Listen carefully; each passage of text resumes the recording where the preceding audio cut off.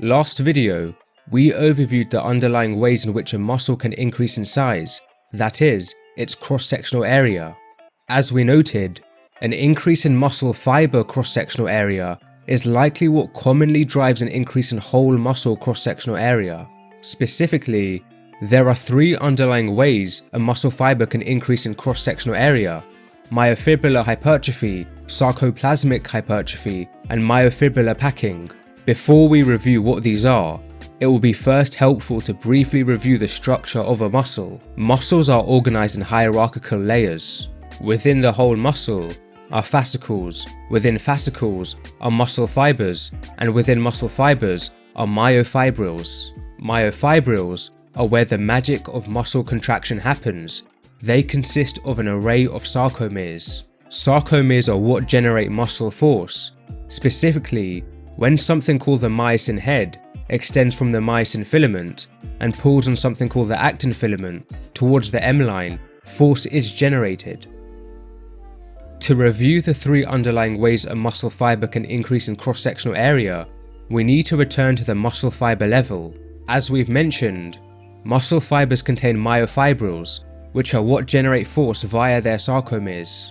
Everything else within the muscle fiber can be considered the sarcoplasm. The sarcoplasm largely consists of water, but also contains other components, such as glycogen, sarcoplasmic proteins, and non-contractile organelles.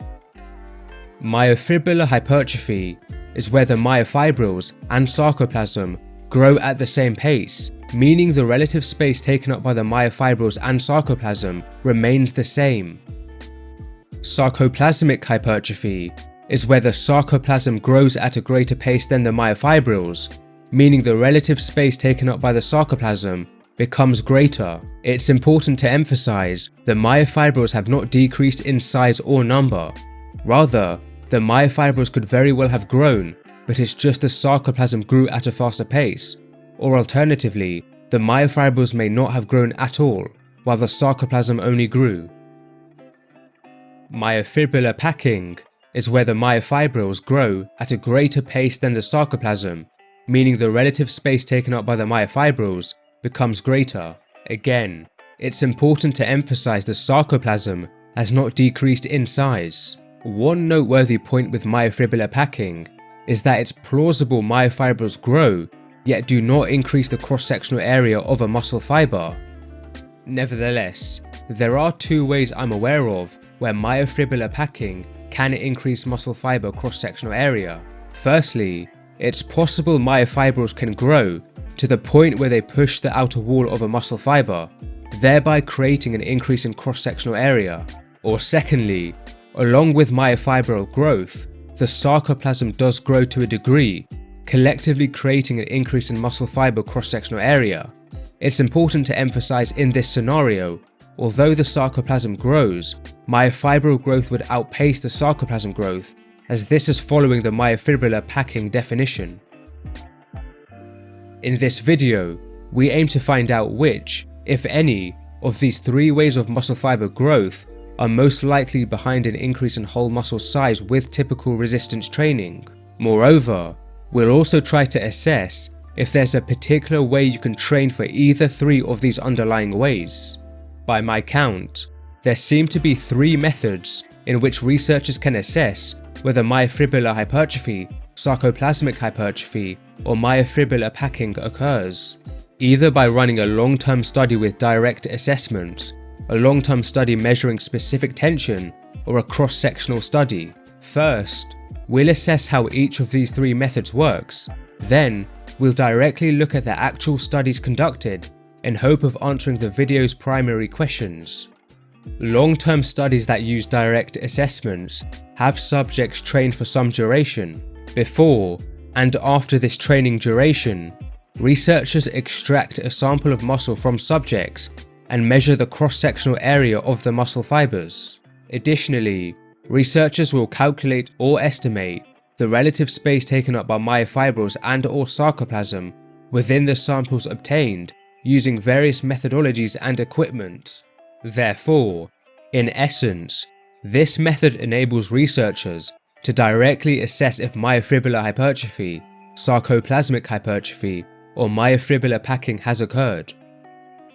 Now, there is a noteworthy limitation with the whole method of using a long-term study design with direct assessments.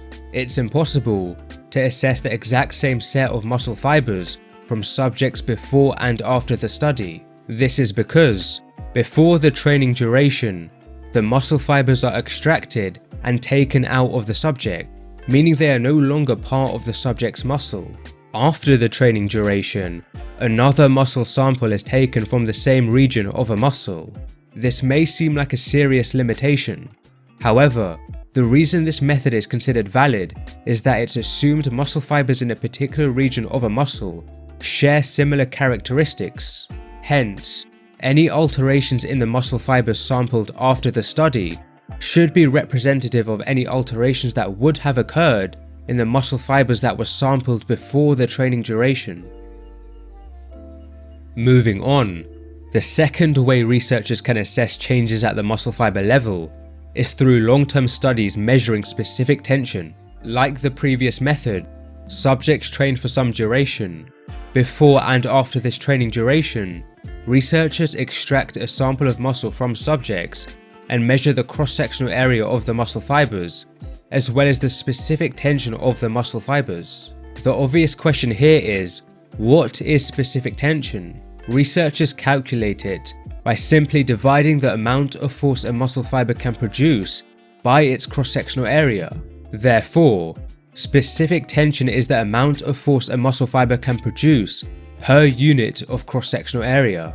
In a muscle fiber, recall the myofibrils are what generate force via their sarcomeres. On the other hand, the sarcoplasm does not generate any force. So, as specific tension is the amount of force a muscle fiber can produce per unit of cross-sectional area, and as myofibrils are what generate force, specific tension ultimately reflects the relative space taken up by myofibrils. Therefore, it follows that an increase in specific tension suggests the muscle fibers have more relative space taken up by the myofibrils. As we know, this is myofibrillar packing.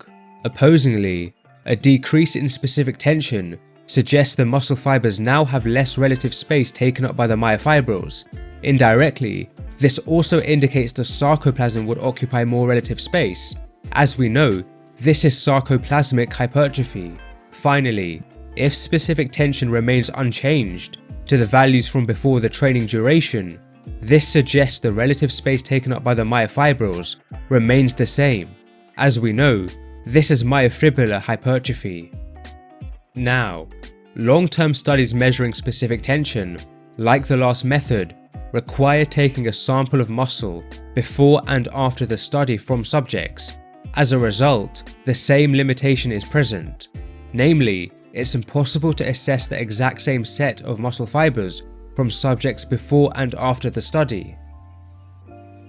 The final method I'm aware of that researchers can use to assess changes at the muscle fiber level are cross-sectional studies. This is where researchers recruit different groups of subjects and compare characteristics between them. For example, researchers may recruit untrained individuals and bodybuilders. Then, the researchers may compare not only the cross-sectional area of the muscle fibers between the untrained subjects and bodybuilders, but also the relative space taken up by the myofibrils within the bodybuilders' muscle samples to the relative space taken up by the myofibrils within the untrained individuals' muscle samples via direct assessments. Of course, the bodybuilders would typically have larger muscle fibers, but in a possible scenario, the bodybuilders' myofibrils may take up less relative space in their samples compared to the untrained individuals. From this, we could suggest that perhaps bodybuilding style training produces muscle fiber growth via sarcoplasmic hypertrophy, as the lower relative space taken up by the myofibrils in the bodybuilders compared to the untrained subjects may be indicative of greater growth of the sarcoplasm versus the myofibrils. Aside from cross-sectional studies using direct assessments, researchers could instead, or additionally, compare the specific tension values of the muscle fibers between the two groups of subjects. In a similar scenario, if the muscle fibers of bodybuilders had a lower specific tension compared to untrained individuals, we may also suggest bodybuilding style training produces muscle fiber growth by sarcoplasmic hypertrophy, as lower specific tension, which we know reflects the relative space taken up by the myofibrils, would potentially imply the bodybuilders experienced greater growth of the sarcoplasm versus the myofibrils. Now, one of the limitations of cross-sectional studies is that any differences observed between two groups, like untrained subjects and bodybuilders, may not necessarily be a result of the training differences between them. For instance, in the hypothetical examples given, the bodybuilders had lower relative space taken up by the myofibrils or lower specific tension compared to the untrained individuals. However, these differences may not be related to training. Rather, it's quite possible the bodybuilders had lower relative space taken up by the myofibrils or lower specific tension before they even began training. Okay, now we understand the 3 ways researchers could go about determining how training changes the muscle fiber level. Let us actually evaluate the current evidence. In total, I'm aware of 15 long-term studies using direct assessments, 12 long-term studies measuring specific tension, and 6 cross-sectional studies. For myofibrillar hypertrophy, 5 long-term studies using direct assessments, 8 long-term studies measuring specific tension, and 2 cross-sectional studies find evidence for it, so a total of 15 studies. For sarcoplasmic hypertrophy, 5 long-term studies using direct assessments, 0 long-term studies measuring specific tension, and 2 cross-sectional studies find evidence for it, so a total of 7 studies. For myofibrillar packing, 5 long-term studies using direct assessments, 4 long-term studies measuring specific tension, and 2 cross-sectional studies find evidence for it, so a total of 11 studies. Therefore, when evaluating the overall evidence, myofibrillar hypertrophy is just about the most observable way in which muscle fibers grow in the current research. However, let us now overview the training variables used in these various studies to determine if you can specifically train for myofibrillar hypertrophy, sarcoplasmic hypertrophy, or myofibrillar packing. Here is a table listing the long-term studies using direct assessments that found evidence for myofibrillar hypertrophy. We'll be using a color code to determine what load, frequency, and volume the studies used. The key can be seen on screen. As we can see, the majority of these long-term studies using direct assessments finding myofibrillar hypertrophy used moderate loads, low to moderate training frequencies, as well as low to moderate volumes. For the long-term studies using specific tension that found evidence for myofibrillar hypertrophy, the story is the same.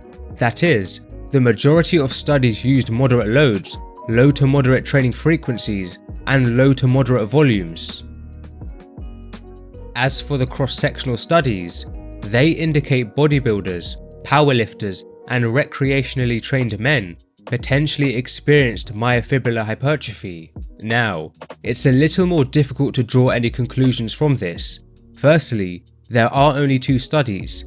Secondly, as we know, cross-sectional studies don't include a training duration. They merely compare characteristics between 2 different groups. That said, the study by Shopee and colleagues did provide some broad training details, which suggest the group of recreationally trained men who potentially experienced myofibrillar hypertrophy were using moderate to heavy loads and moderate training frequencies. As for volume, given no details on how many exercises they generally performed for each muscle group, we don't know. Nevertheless, to sum up, the research finding myofibrillar hypertrophy largely used moderate loads, low to moderate training frequencies, and low to moderate volumes. Moving on to sarcoplasmic hypertrophy, the majority of the supporting long-term studies using direct assessments used moderate loads, moderate frequencies, and high volumes. The high volumes seem to be noteworthy, as this is the only training variable that differs from the studies that found myofibrillar hypertrophy. Thus, perhaps using higher volumes make it more likely you experience sarcoplasmic hypertrophy. However, caution is advised, as only the slight majority of the studies used high volumes. But I should note, that one of the studies by Penman, in which low volumes were used, should be viewed with caution. No statistical analyses were performed, and no fiber or whole muscle growth measurement was given. With this in mind, perhaps the argument that sarcoplasmic hypertrophy is made more likely with higher volumes is strengthened. As for long-term studies measuring specific tension that found sarcoplasmic hypertrophy, there are none, so there's nothing to analyze here. For supporting cross-sectional studies, there are 2 studies finding that bodybuilders and powerlifters potentially experienced sarcoplasmic hypertrophy. Again, it's a little difficult to draw any firm conclusions from this limited number of cross-sectional studies, but the study by Maya and colleagues found that bodybuilders that potentially experienced sarcoplasmic hypertrophy were performing 4 to 5 sets with each exercise. Assuming they performed multiple exercises per muscle group, this likely indicates they were close to or using high volumes. Therefore, this cross-sectional study may further support the notion that high volume may make sarcoplasmic hypertrophy more likely. However, this is tentative, as this is only one cross-sectional study, and we still cannot be certain on the exact number of weekly sets the bodybuilders performed. Nonetheless, to sum up, the research finding sarcoplasmic hypertrophy largely used moderate loads, moderate training frequencies, and high volumes. Moving forward to myofibrillar packing, the supporting long-term studies using direct assessments mainly used moderate loads, moderate frequencies, and low to moderate volumes. For the majority of long-term studies measuring specific tension, the same training variables were used: moderate loads, moderate frequencies, and low to moderate volumes. As for the cross-sectional evidence, 2 studies found that bodybuilders and recreationally trained men potentially experienced myofibrillar packing.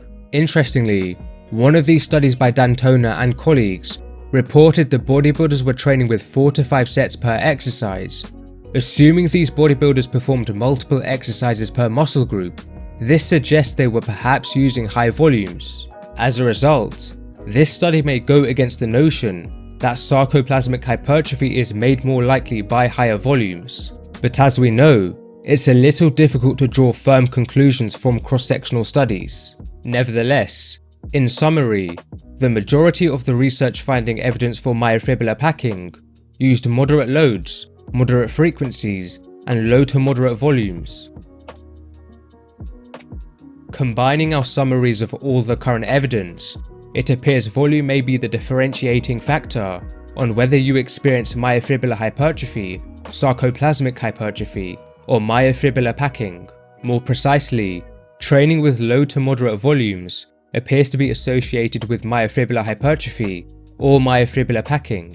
Now, given the studies that found myofibrillar hypertrophy or myofibrillar packing used nearly identical training variables, it's currently not clear whether you can specifically train for either. Perhaps it isn't possible, or perhaps there are more complex underlying factors that just aren't currently evident. On the other hand, training with higher volumes appears to be associated with sarcoplasmic hypertrophy. It's important to emphasize that by no means are these conclusions definitive, particularly as we know the interpretation sarcoplasmic hypertrophy is achieved with higher volumes is only derived from a few studies. Although, as we'll establish in video 4 of this muscle growth series, in which we'll go into more detail behind sarcoplasmic hypertrophy, there does exist a logical rationale behind why high volumes may preferentially induce sarcoplasmic hypertrophy. Despite this, future research will still be valuable for providing more clarity on whether high volumes truly elicit sarcoplasmic hypertrophy. Another thing that may be useful in future research is the exploration of training with heavy or light loads exclusively. As was evident when exploring the research, nearly every study used moderate loads. Therefore, we currently don't have any direct research exploring whether training with light or heavy loads only could preferentially elicit myofibrillar hypertrophy, sarcoplasmic hypertrophy, or myofibrillar packing.